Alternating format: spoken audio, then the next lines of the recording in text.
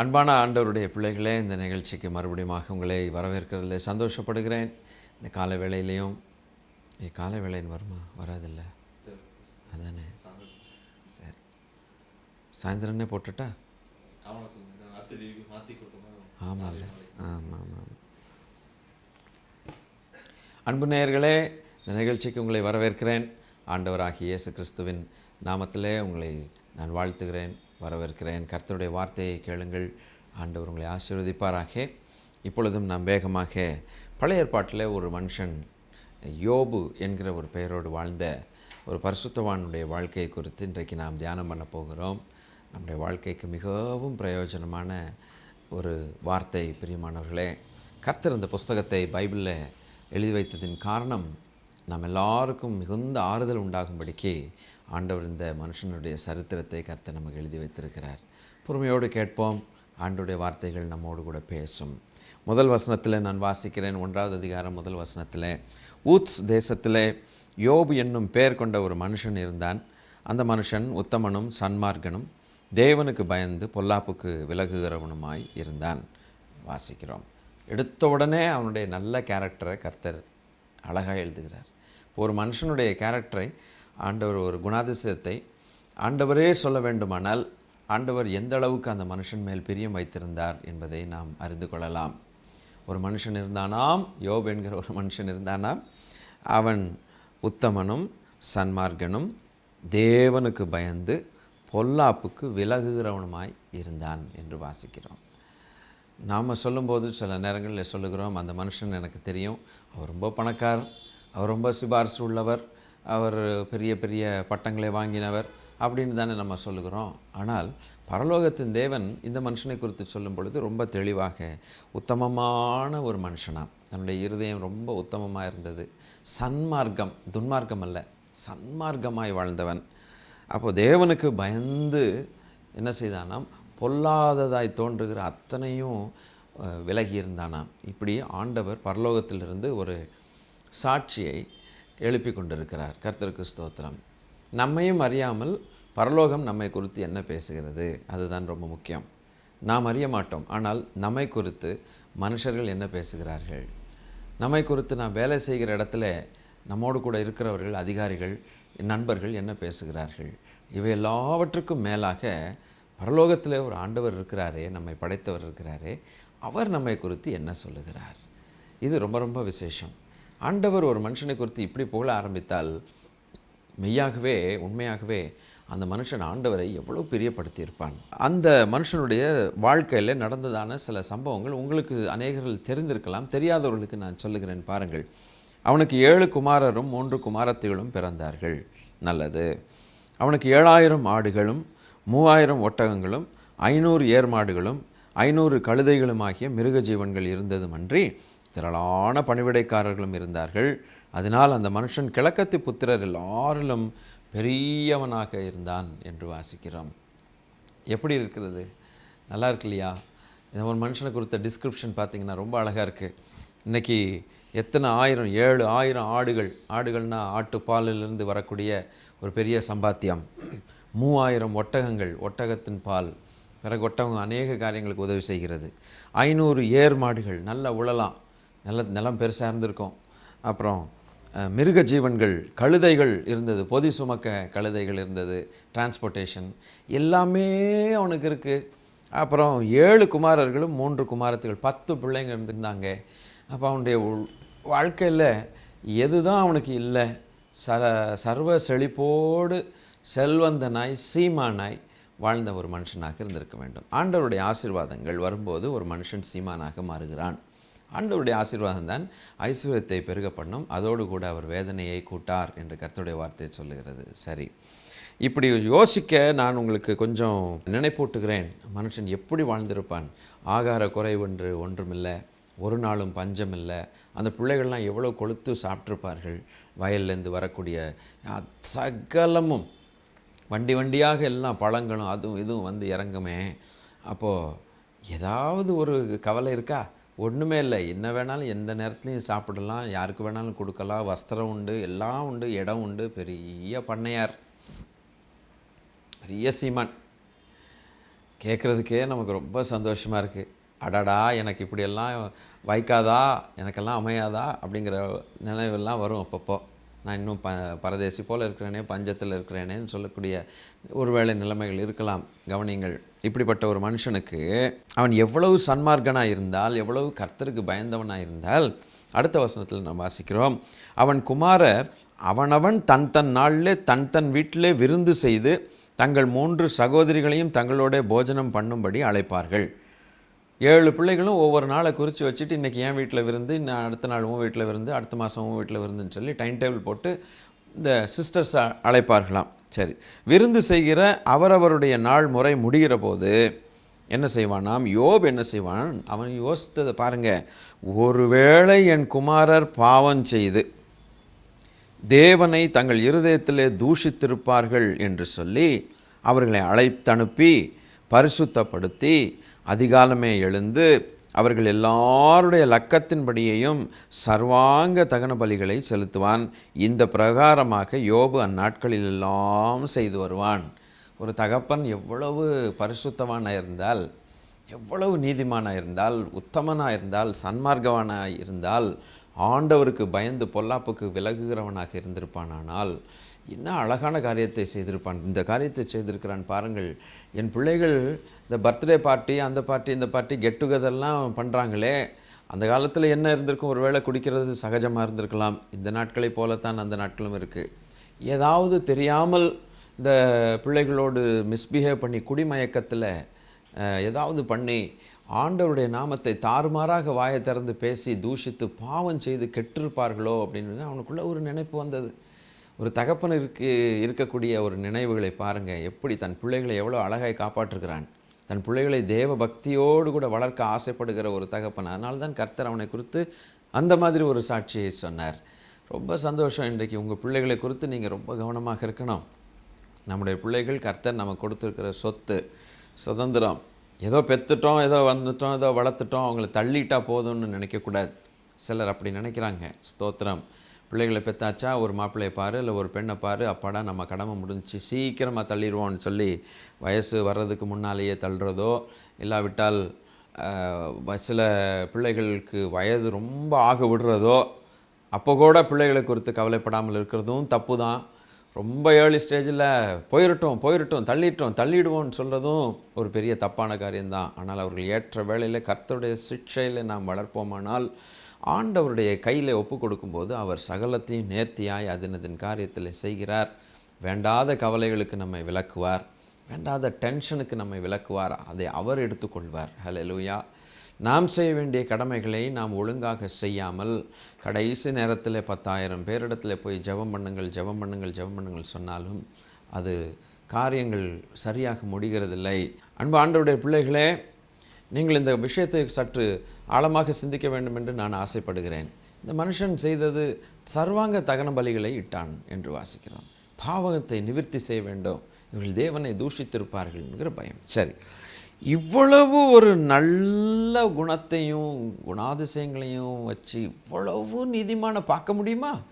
அப்படி ஒரு நல்ல குணாதிசயம் உள்ள நீதிமான், சன்மார்க்கன், உத்தமன், தேவனால் புகழப்படுகிறவனுக்கு சில காரியங்கள் சம்பவிக்கிறது. திடீரென்று பயங்கரமாக இருக்கிறது. 6வது வசனத்தை வாசிக்கிறேன். ஒரு நாள் தேவபுத்திரர் கர்த்தருடைய சந்நிதியில் வந்து நின்றபோது சாத்தானும் அவர்கள் நடுவில் வந்து நின்றான். கர்த்தர் சாத்தானை பார்த்து, நீ எங்கேருந்து வருகிறாய் என்றார். சாத்தான் கர்த்தருக்கு பிரதியுத்தரமாக, பூமியெங்கும் உலாவி அதில் சுற்றித் திரிந்து வருகிறேன் என்றான். 1 பேதுரு 5வது அதிகாரம் 8வது வசனத்திலும் நாம் அப்படித்தானே வாசிக்கிறோம். எவனை விழுங்கலாமோ என்று பிசாசானவன் கெர்ச்சிக்கிற சிங்கத்தை போல எவனை விழுங்கலாம், எவனை மடங்கடிக்கலாம், எவனுடைய குடும்பத்தை பிரிக்கலாம், எவனுடைய பிஸ்னஸை ஒழிக்கலாம், எவனுக்கு ஆக்சிடென்ட் கொடுக்கலாம், எவனுடைய உயிரை வாங்கலாம், இப்படிப்பட்ட பல காரியங்களை அவன் யோசித்து பாருங்கள். மனுக்குலத்தின் மேல் அவன் மிகவும் கோபம் கொண்டவனாய் சாத்தான் சுற்றி வகை தேடி சுற்றி திரிகிறான் என்று கர்த்தருடைய வசனம் பேதுருவில் நாம் வாசிக்கிறோம். அப்படித்தான் பூமி எங்கும் சுற்றி திரிகிறான். கர்த்தருடைய வார்த்தை சொல்லுகிறது, பூமி முழுவதும் அவனுடைய ஆளுகையில் இருக்கிறது என்று நாம் பார்க்கிறோம். அவனுடைய ஆதிக்கத்துக்குள் இருக்கிறது. பூமியில் கிரியை செய்கிற அந்தகார லோகாதிபதி என்று அவனை குறித்து எழுதப்பட்டிருக்கிறது. அவன் போய் ஆண்டவரத்தில் போய் நின்னான்.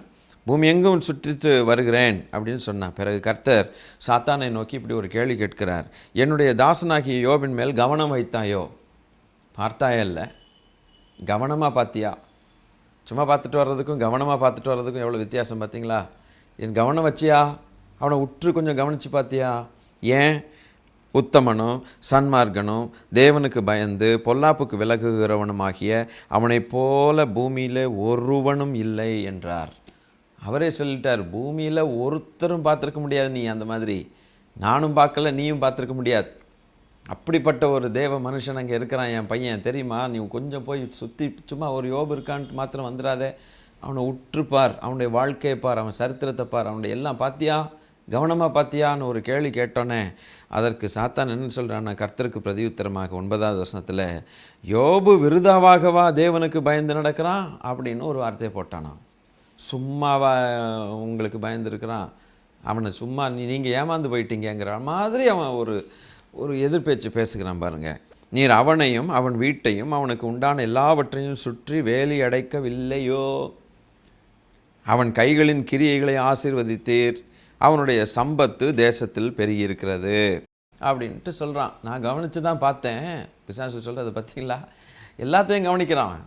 சும்மாவா உங்களுக்கு அல்லேலூயா போட்டுட்டு உங்களை போய் ஆராதனையில் தொழுது கொள்ளுகிறான், உங்களை பிரியப்படுத்துகிறாங்கிறீங்க? சும்மா ஒன்றும் இல்லை, நீர் தான் ஏமாந்து போயிட்டு, நீர் போட்டது நிமித்தம் தான் அப்படி இருக்கிறான், நீர் கொஞ்சம் எடுத்து பாருங்கள், உங்களை தூஷிப்பான இல்லையா பார்க்கலாம் அப்படின்ட்டான். நீங்கள் வேலி அடைச்சிருக்கீங்க, நீங்கள் அவன் கைகளின் கிரியைகளை அவன் சம்பாத்தியத்தை ஆசீர்வச்சிருக்கிறீங்க, பிறகு என்ன செஞ்சுருக்கிறீங்க? வீட்டையும் அவனுக்கு உண்டான எல்லாவற்றையும் சுற்றி வேலி அடைச்சி வச்சுருக்கீங்க. அவனுடைய சம்பாத்து தேசத்தில் என்ன செஞ்சுருக்கு? பயங்கரமாக பெருகிருச்சு. நீங்கள் எல்லாம் பெருக்கி கொடுத்த பிறகு உங்களுக்கு நன்றி சொல்கிறான். இது என்ன பெரிய விஷயமா அப்படின்னு கேட்குறான். இன்றைக்கி நம்ம சிலருக்கு நன்மைகளை செய்தால் அந்த நன்மை நிமித்தம் அன்னைக்காவது அவன் என்ன சொல்லுவான்? தேங்க்ஸ் அப்படின்னு சொல்லிட்டு போயிடுவான். அதுக்கப்புறம் தேங்க்ஸ் சொல்லுவானோ இல்லை தெரியாது.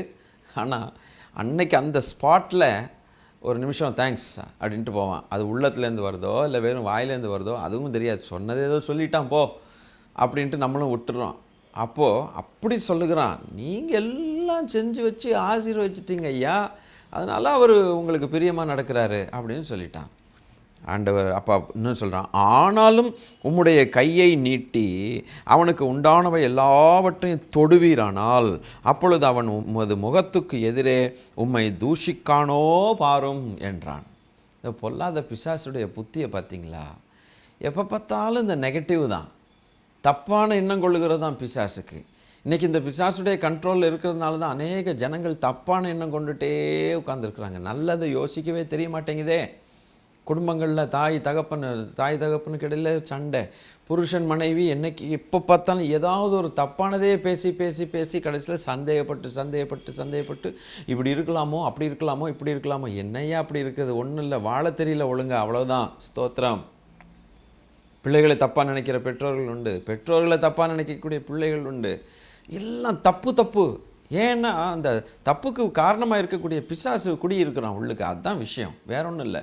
அப்போ அவனை துரத்தும் போது நாம் நம்முடைய தெளிவு, நல்ல ஒரு தெளிவுக்குள்ளாக வருகிறோம். அவன் சொல்கிறத வார்த்தையை பார்த்தீங்களா? ஆண்டவர்னு அவ்வளவு துரோகியா இல்லை அவ்வளவு ஒரு மட்டமான ஆளா? நீங்கள் செஞ்சதுனால தான் அவன்லாம் ஒழுங்காக இருக்கான் ஐயா. நீர் எடுத்து பாருங்க, எல்லாம் வேலையை பிடுங்குங்க, அவன் சம்பாத்தியத்தை ஆசீர்வதிக்காமல் சபிங்க, இல்லை அவனுடைய பூமியில் பெருக்கம் எல்லாம் பயங்கரமாக ஆடு மாடெல்லாம் ஒட்டங்கள்லாம் பெருகி போச்சுல்ல, அதெல்லாம் தொட்டு இப்போ எல்லாம் செத்து போகிற மாதிரி செய்யுங்க, பிறகு அவன் பிள்ளைங்களை அழிச்சிருங்க, பிறகு அவன் உங்களை தூஷிப்பானா இல்லையான்னு நீங்களே பாருங்க. என்ன அநியாயமாக பேசுகிறான். ஆனால் ஆண்டவர் அவ்வளவு லேசாக ஏமாறுகிறவர் அல்ல. சொத்தை கொடுத்துட்டு சம்பாத்தியத்தை கொடுத்துட்டு எல்லா ஆசீர்வாதத்தையும் கொடுத்துட்டு உனக்கு சும்மா ஒரு 2 வார்த்தை தேங்க்ஸ் அப்படின்னு சொல்லி ஏமாத்துகிற மக்களிடத்தில் ஏமாறுறதுக்கு ஆண்டவர் அவ்வளவு ஏமாந்த கொக்கு இல்லை.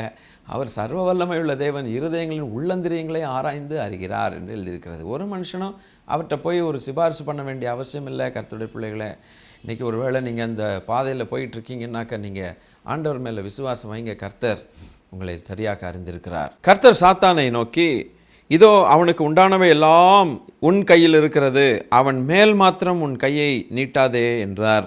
அப்பொழுது சாத்தான் கர்த்தருடைய சந்நிதியை விட்டு புறப்பட்டு போனான். அவன் செய்கிற வேலையை பாருங்கள், எதுக்காக வந்திருக்கிறான்? ஆண்டவர் இந்த கையில் கொடுத்துட்டார், வேலையை நீ பிடுங்கலாம். அவனுடைய சொத்தை நீ அழிக்கலாம், பிறகு அவனுடைய பிள்ளைகளை அழிக்கிறதுக்கும் நீ காரியத்தை செய்யலாம், எல்லாம் செய்யலாம். நீ என்ன வேணால் செய். நீ நினச்சி இல்லை நான் அவனுக்கு சொத்து சோகங்கள்லாம் கொடுத்தனால தானே அவன் உண்மையாக இருக்கிறான்ட்டு சொல்லி நீ சொல்கிற. ஆகவே நான் உனக்கே அந்த பர்மிஷன் தருகிறேன், நீ போய் எல்லாத்தையும் பிடுங்கி போடு, ஆனால் அவன் மேல் மாத்திரம் கை வைக்காதேன்னு சொல்லி அனுப்பிவிட்டார். உடனே புறப்பட்டு போயிட்டான் பிசாசு. காத்திருக்கிறான் பாருங்க. யாரை விழுங்கலாம், யாரை அடிக்கலாம், யார் குடும்பத்தை பிரிக்கலாம், டெஸ்ட்ராய் பண்ணுகிறதுக்கு ரொம்ப ஆசையாய் காத்திருக்கிறான். இன்றைக்கி இவன் தான் நம்முடைய ஆத்மாவுக்கு அவன் எதிரியாக இருக்கிறான். பிரியமானவர்களே, ஆண்டவர் என்ன சொன்னார்? யோவான் 10:10 நீங்கள் வாசித்து பார்த்தால், திருடன் திருடவும் கொல்லவும் அழிக்கவும் வருகிறானே ஒன்றி வேறு ஒன்றுக்கும் வரான், நானோ என் ஆடுகளுக்கு ஜீவனை கொடுக்கவும் அந்த ஜீவன் பரிபூர்ணப்படவும் வந்தேன் என்று இயேசு ரொம்ப அழகாய் சொன்னார். நம் தேவன் நல்லவர், சாத்தான் பயங்கரம் பொல்லாதவன், மோசமானவன், குடும்பங்களை கெடுக்கிறது அவன்தான். எனவே அன்பு ஆண்டவருடைய பிள்ளைகளை, ஒருவேளை நீங்கள் ஆண்டவராக இயேசு கிறிஸ்துவை இன்னும் சரியாக நீங்கள் அறியாவிட்டால் இது உங்களுக்கு ஒரு பொன்னான ஒரு தருணம். ஆண்டவர் நல்லவர், உங்கள் வாழ்க்கையை கட்ட விரும்புகிறார். தேவனோ கட்டுகிறார், பிசாசோ இடிக்கிறான். நல்ல யோபை கட்டி வச்சிருக்கிற ஒரு குடும்பத்தை ஆண்டவர் எவ்வளோ அழகாக கட்டி வச்சிருக்கிறார் பார்த்தீங்களா? இன்றைக்கி அந்த குடும்பத்தை இடிக்கணுன்ட்டு உடனே புறப்பட்டு போனான். உங்கள் வாழ்க்கையில் நிறைய பேர் பாருங்கள், நிறைய காரியங்களுக்கு உங்களுக்கு பதில் இல்லை. ஏன் வாழ்க்கையில் இதெல்லாம் சம்பவிக்குது, ஏன் இதெல்லாம் எனக்கு நடக்குது, அப்படி நடக்குது, இப்படி நடக்குதுன்னு யோசித்துட்டு இருப்பீங்க. ஆனால் உங்கள் மேலே கர்த்தர் ஒரு நம்பிக்கை வச்சுருக்கிறார். கர்த்தருக்கு ஸ்தோத்திரம். பிசாசுக்கு சில நேரங்கள் இப்படிப்பட்ட ஒரு பர்மிஷன் கொடுக்கும்போது அவன் நெய்ய புடைக்கிறது போல புடைக்கிறான். ஆனாலும் நம்முடைய விசுவாசம் நம் தேவன் மேலே, நம்முடைய அன்பு தேவன் மேல் இருக்குமானால், கர்த்தர் மேல் இருக்குமானால், வெட்கப்படுகிறது நாம் அல்ல, தேவன் அல்ல. வெட்கப்படுகிறது நம்ம மேல் அநியாயமாய் காரியங்களை நினைத்து கொண்டு நம்மை இடிக்க வந்த பிசாசு தான் வெட்கப்பட்டு போவானே ஒழிய மற்றபடி தேவன் மகிமைப்படுவார். நாமும் கர்த்தருக்குள் மனமகிழ்ச்சியாக இருப்போம். சரி, அவன் புறப்பட்டு போன பின்பு ஒரு நாள் யோபுடைய குமாரனும் அவன் குமாரத்திகளும் தங்கள் மூத்த சகோதரன் வீட்டிலே புசித்து திராட்சரசம் குடிக்கிற போது ஒரு ஆள் அவனிடத்தில் வந்து யோபனிடத்தில் வந்து, எருதுகள் உழுகிற போது கழுதைகள் அவைகளின் பக்கத்திலே மேய்ந்து கொண்டிருக்கையில் சபேயர் அவைகள் மேல் விழுந்து அவைகளை சாய்த்து கொண்டு போனார்கள். வேலையாட்களையும் பட்டய கருக்கினால் வெட்டி போட்டார்கள். நான் ஒருவன் மாத்திரம் தப்பி அதை உமக்கு அறிவிக்கும்படி வந்தேன் என்று சொன்னான். எருதுகள் விழுகிற போது என்ன நடந்துச்சாங்க? கழுதையெல்லாம் மேய்ஞ்சு கொண்டிருக்கையில் சபையர் வந்து விழுந்து எல்லாத்தையும் தூக்கிட்டு போயிட்டாங்க. அந்த ஆடு மாடு எல்லாம் ஒன்றுன்னா போகுது பாருங்கள். இவன் இப்படி பேசிக்கிட்டே இருக்கும்போது இன்னொருத்தன் வந்துட்டுருக்கான். வேறொருவன் வந்து, வானத்திலிருந்து தேவனுடைய அக்கினி விழுந்து ஆடுகளையும் வேலையாட்களையும் சுட்டெரித்து போட்டது, நான் ஒருவன் மாத்திரம் தப்பி அதை உமக்கு அறிவிக்கும்படி வந்தேன் என்றான். இன்னும் ரெண்டாவது ஆள், ஆடு போச்சு, முதல்ல கழுதை போச்சு, இப்போ ஆடு போச்சு, ஏர்மாடு போச்சு. இப்படி இவன் பேசிகிட்டு இருக்கும்போதே இன்னொருத்தன் வர்றான். அவன் இப்படி பேசி கொண்டிருக்கையில் வேறொருவன் வந்து, கல்தையர் 3 பவுஞ்சாய் வந்து ஒட்டங்கள் மேல் விழுந்து அவைகளை ஓட்டி கொண்டு போனார்கள். வேலையாட்களையும் பட்டய கருக்கினால் வெட்டி போட்டார்கள். நான் ஒருவன் மாத்திரம் தப்பி அதை உமக்கு அறிவிக்கும்படி வந்தேன் என்றான். ஒட்டகம் போச்சு. போ, கொஞ்சம் யோசித்து பாருங்கள். இப்படி பேசிகிட்டு இருக்கும்போதே இன்னொருத்தன் வந்துட்டான். இப்படி பேசி கொண்டிருக்கையில் வேறொருவன் வந்து, உம்முடைய குமாரரும் உம்முடைய குமாரத்திகளும் தங்கள் மூத்த சகோதரன் வீட்டில் புசித்து திராட்சரசம் குடிக்கிற போது வனாந்திர வழியாய் பெருங்காற்று வந்து அந்த வீட்டின் 4 மூலையிலும் அடிக்க அது பிள்ளைகளின் மேல் விழுந்ததினால் அவர்கள் இறந்து போனார்கள். நான் ஒருவன் மாத்திரம் தப்பி அதை உமக்கு அறிவிக்கும்படிக்கு வந்தேன் என்றான். இந்த 4 பேர் வந்து 4 காரியங்களை சொல்லி ஹோல் வீடே இப்போ அழிஞ்சு போச்சு. என்ன செய்கிறது இப்போ? அப்பொழுது யோபு எழுந்திருந்து தன் சால்வையை கிழித்து தன் தலையை சிரைச்சி மொட்டையடிச்சிட்டு தரையில் விழுந்து பணிந்து தேவனை தூஷிக்கலை. நிர்வாணமாய் என் தாயின் கர்ப்பத்திலிருந்து வந்தேன், நிர்வாணியாய் அவ்விடத்துக்கு திரும்புவேன். கர்த்தர் கொடுத்தார், கர்த்தர் எடுத்தார், கர்த்தருடைய நாமத்துக்கு ஸ்தோத்திரம் என்றான். அப்படி சொல்லிட்டு தரை மட்டும் குனிஞ்சு ஆண்டவரை பணிந்து கொண்டான். யாராவது பண்ண முடியுமா? இன்றைக்கி எல்லாம் இருந்துக்கிட்டே நம்ம இன்னும் ஆண்டவர் எனக்கு இது செய்யலையேன்னு சொல்கிறோமே. இப்போ நம்முடைய உள்ளங்கள்லாம் எவ்வளவு நல்லா இல்லை பார்த்தீங்களா? இந்த மனுஷனை குறித்து ஒப்பிட்டு பார்க்கும்போது நாம் எவ்வளவு தவறினவர்களாக இருக்கிறோம். இவை எல்லாவற்றிலும் யோபு பாவம் செய்யவில்லை, தேவனை பற்றி குறை சொல்லவும் இல்லை என்று வாசிக்கிறோம். பாருங்கள் பிரியமானவர்களே, இவ்வளவு நடந்திருந்தும் அவன் தேவனை என்ன செய்யவில்லையாம், குறை சொல்லவில்லை, அவன் தூஷிக்கவில்லை. சரியான ஒரு பாடத்தை நாம் கற்றுக்கொள்கிறோம். இவ்வளவு எக்ஸ்ட்ரீமுக்கு போன ஒரு மனுஷனை தான் கர்த்தர் பைபிளில் இடம் உண்டாகும்படிக்கு பர்மிட் பண்ணி வச்சுருக்கிறார். ஆண்டவர் எதுக்காக இந்த மனுஷனை குறித்து சொன்னார்? நமக்கு ஒரு பெரிய பாடமாக இருக்கிறதுக்கு தான். சிலர் சொல்கிறாங்க இல்லையா, நல்லவங்களுக்கு ஏன் இப்படி நடக்கணும். இன்னும் சிலர் சொல்கிறாங்கல்ல, அந்த ஆண்டவருடைய ஆலயத்துக்கு போய் இவங்க தவறாமல் ஞாயிற்றுக்கிழமை தோறும் போய் பக்தியாக ஆராதிப்பாங்களே, அவங்களுக்கு ஏன் இது நடக்கணும் அப்படின்னு சொல்கிறாங்க. இன்னும் ஒரு சிலர் சொல்கிறாங்க, நான் இவ்வளோ நாளும் கோயிலுக்கு போயிட்டு வந்தேன், இவ்வளோ நாளும் ஆண்டவருடைய ஆலயத்துக்கு போயிட்டு வந்தேன், தேவ சமூகத்தில் போய் ஆராதித்தேன், இயேசுவையே பற்றி கொண்டேன், ஆனால் என் காரியம் இன்னும் தீரலையே, மாறலையே, நான் இனி எதுக்கு போகணும் அப்படின்னு சொல்லி பலர் என்னை பார்த்து ஏளனமாக கேட்குறாங்க. அதனால் நான் ஆண்டவரை விட்டுறேன் அப்படின்னு சொல்கிற ஆள்களும் உண்டு. அருமையான ஆண்டவருடைய பிள்ளைகளே, நல்லா யோசிக்கணும். நம்மை ஆசீர்வதிப்பது தான் தேவனுடைய சித்தம். ஒரு யோபு சீமானாக வாழ்ந்து கொண்டிருந்த நாட்களில் சாத்தான் போய் நின்று அந்த பர்மிஷன் கேட்காட்டி கர்த்தர் என்ன செஞ்சிருக்க மாட்டார், அவனை தொட்டிருக்க பர்மிஷன் கொடுத்திருக்கவே மாட்டார். ஸ்தோத்திரம். தேவன் தீமையினால் சோதிக்கிறவர் அல்ல. முதலாவது இதை புரிந்து கொள்ள வேண்டும். ஆண்டவர் ஒருவரையும் தீமையினால் சோதிக்கிறவர் அல்லவே அல்ல. யாக்கோபு 1:13 பாருங்கள். சோதிக்கப்படுகிற எவனும் நான் தேவனால் சோதிக்கப்படுகிறேன் என்று சொல்லாதிருப்பானாக. தேவன் பொல்லாங்கினால் சோதிக்கப்படுகிறவர் அல்ல, ஒருவனையும் அவர் சோதிக்கிறவரும் அல்ல என்று வாசிக்கிறோம். பொல்லாததை கொடுத்து ஆண்டவர் சோதிப்பாரா? அப்போ அவர் என்ன அப்படி சொன்னால் அவர் பொல்லாதவராக இருக்க வேணும். பொல்லாதவன் தான் பொல்லாத காரியத்தை குறித்து ஒரு சோதனை பண்ணுவான். ஆனால் தேவன் பொல்லாப்பினால் சோதிக்கிறவர் அல்ல, அவர் நல்லவர், அவர் ஒருவனையும் சோதிக்கிறதில்லை என்று எழுதியிருக்கிறது. கர்த்தருக்கு ஸ்தோத்திரம். டெம்டேஷன் என்கிற வார்த்தை தான் சோதனைக்கு இங்கே அர்த்தம். டெஸ்ட் என்கிற வார்த்தை வேறு ஒரு அர்த்தத்தோடு வருகிறது. டெஸ்ட் பண்ணி பார்க்குறோம்ல, கீழ்ப்படுகிறாங்களா இல்லையா, நான் சொன்ன பேச்சை கேட்குறாங்க இல்லையான்னு லைட்டாக ஒரு டெஸ்ட்டு, அவ்வளோதான். அந்த டெஸ்ட்டு நமக்கு நன்மையாக முடியும். நல்லது செய்கிறதுக்கு தான் டெஸ்ட் பண்ணி பார்க்குறது. ஆனால் பொல்லாப்பினால் சோதிக்கப்படுகிறது நமக்கு தீமையாக முடியும். நமக்கு தீமை செய்ய வேணும்னு ஆசைப்படுகிறது பிசாசு, தேவன் அல்ல.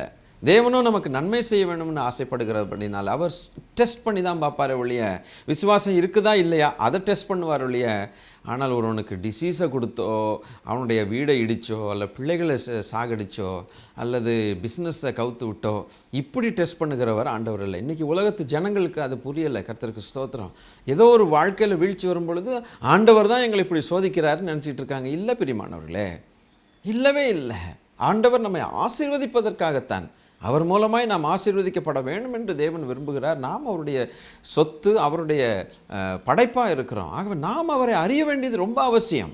அவருடைய பிள்ளைகளாய் வாழ வேண்டியது ரொம்ப ரொம்ப அவசியம். அதுதான் அவர் விரும்புகிறார். இந்த சொத்து சுகங்கள், நிலங்கள், வீடுகள் எல்லாவற்றை பார்க்கலும் மிகவும் நமக்கு ரொம்ப முக்கியமான ஒருவர் இருப்பாரானால் நம்மை படைத்த ஆண்டவராகி இயேசு கிறிஸ்து, நமக்காக பாவங்களை சிந்தினவர். முதலாவது நாம் அவரை அறிய வேண்டும், அவருடைய ராஜ்யத்தை தேட வேண்டும். இதுதான் கர்த்தர் விரும்புகிறார். மனத்தாழ்மையாக நடந்து கொள்வதை பார்க்கலாம். என்னத்தை கர்த்தர் உன்னிடத்தில் கேட்கிறார்னு மிகாவில் நம்ம வாசிக்கிறோம். 6வது அதிகாரம் 8வது வசனத்தில் வாசிக்கிறோம். அருமையான ஆண்டவருடைய பிள்ளைகளை நீங்கள் கொஞ்சம் கவனித்து பார்க்கணும். அவரை தான் முதல்ல நமக்கு சொத்தாக எடுத்துக்கணும். அவர் தான் நமக்கு சம்பத்து. தாவீது அரசன் சொல்லும்போது நீரே என் பங்கு கர்த்தாவேன்னு சொல்லிட்டான். தேவனை பிரியப்படுத்துகிறது நம்முடைய வாழ்க்கையில் ஒரு பெரிய குறிக்கோளாக இருக்கணும். அவர் ஆசீர்வதிக்கிற தேவன். ஆனால் பிசாசு சோதனைக்காரன், அவனுக்கு பேரே சோதனைக்காரன். ஆனாலும் யோபு தன் தேவனை அறிந்திருந்தபடினாலே அவன் தன் நாவினால் பாவம் செய்யவில்லை என்று போட்டிருக்கிறது. இன்றைக்கு நீங்கள் எப்படி, நான் எப்படி? ஒரு சோதனை வந்து விட்ட பிறகு ஏதோ ஒன்று வந்துருச்சுன்னொடனே உடனே ஆண்டவருக்கு விரோதமாக தூஷணம் பண்ணி, அல்லது மனுஷர்களை ப்ளேம் பண்ணி, இவன் தான் காரணம், அவன் தான் காரணம்னு சொல்லி சண்டை போட்டு ரகளை பண்ணி அமக்களம் பண்ணி கொண்டு இருக்கிறோமா? அன்பு ஆண்டவருடைய பிள்ளைகளே, யோபு செய்தது போல் நாம் செய்தால் தேவன் எவ்வளோ மகிமைப்படுவார். ஆண்டவர் சொன்னது சரி, பிசாசு தான் வைக்கப்பட்டு போனான். கர்த்தருக்கு ஸ்தோத்திரம். அடுத்த பகுதியில் அதை குறித்து நாம் தெளிவாக பார்க்கலாம். பிரியமானவர்களே, சாத்தான் தான் வெட்கப்பட்டு போவானே ஒழிய தேவனுடைய ஜனங்கள் ஒருபோதும் வெட்கப்பட்டு போக மாட்டார்கள். நாம் ஆண்டவரை அறிந்திருப்போமானால் என் தேவனுடைய முகத்துக்கு முன்பாக நாம் அவரை தூஷிக்க மாட்டோம், அவரை துப்ப மாட்டோம், முகத்தில் போய் துப்பிட்டு வரமாட்டோம். சாத்தான் தான் வெட்கப்பட்டு போவான். நம்மை தொட்டது பெரிய பிரச்சனையாக போயிடும் சாத்தானுக்கு. ஐயோயோ, போயும் கர்த்தர் சொன்னபடியே இவன் நிஜமாகவே சன்மார்க்கன், நிஜமாகவே உத்தமன், நிஜமாகவே தேவனுக்கு பயந்து பொல்லாப்புக்கு விலகுகிறவன்டா, இவனை போய் தொட்டுட்டேனே என்று சொல்லி அவன் தலை கவிழ்ந்து அவன் வெட்கத்தோடு திரும்பி போவான். ஒரு யோபு அதை அப்படித்தான் செய்தானே ஒழிய தேவனை தூஷித்ததே இல்லை. கர்த்தருக்கு ஸ்தோத்திரம். 2வது பகுதியில் கர்த்தர் அவனுக்கு செய்த காரியத்தை குறித்து நான் உங்களோடு கூட பேசுகிறேன். இப்பொழுது உங்களுக்கு அந்த மனப்பக்குவம், விசுவாசம் ஆண்டவர் இயேசுவின் மேல் வருவதாக. ஒருவேளை ஆண்டவராக இயேசு கிறிஸ்துவை இதுவரைக்கும் நீங்கள் சொந்த இரட்சகராக ஏற்றுக்கொள்ளாமல் இருப்பீர்களானால் பொன்னான தருணம். ஆண்டவர் உங்கள் வாழ்க்கையில் சகலத்தையும் செழிப்பாக மாற்றி தருவார். நம்புங்கள். கர்த்தருடைய வசனத்தை நம்புங்கள். ஆண்டவரை நம்புங்கள். நமக்காக நம்முடைய பாவங்களை அவர் சுமந்து கொண்டு நமக்காக சிலுவைக்கு சென்று ரத்தம் சிந்தின ஆண்டவர் எவ்வளோ நல்லவர் என்பதை கொஞ்சம் யோசித்து பாருங்கள். 34வது சங்கீதத்தில் தாவீது அரசன் சொன்னான், கர்த்தர் நல்லவர் என்பதை ருசித்து பாருங்கள், அவர் மேல் நம்பிக்கையாக இருக்கிற மனுஷன் பாக்கியவான் என்று சொல்லப்பட்டிருக்கிறது. கர்த்தருக்கு ஸ்தோத்திரம். இந்த ஒரு நல்ல மனுஷனுக்கும் இப்படி நடக்கணுமா என்று கேள்வி கேட்கிறீர்கள் அல்லவா? ஏது நடந்தாலும் அந்த மனுஷன் கர்த்தருடைய கையில் தான் இருக்கிறான். இன்றைக்கு நீங்களும் நானும் இயேசு கிறிஸ்து மூலமாக பாவங்கள் மன்னிக்கப்பட்டு கர்த்தருடைய கையில் இருப்போமானால் இழந்ததான் அத்தனையும் நமக்கு திருப்பி கொடுக்கிறது தேவாதி தேவன். உண்மையுள்ள தேவனாக இருக்கிறார். பயப்படாதிருங்கள். இந்த யோபுக்கு செய்ததை கர்த்தர் நமக்கு செய்வார். ஆனால் யோபை போல ஒருவேளை சோதனை நமக்கு வராமல் இருக்கலாம். தேவன் அதை அனுமதிக்காமல் இருக்கலாம்.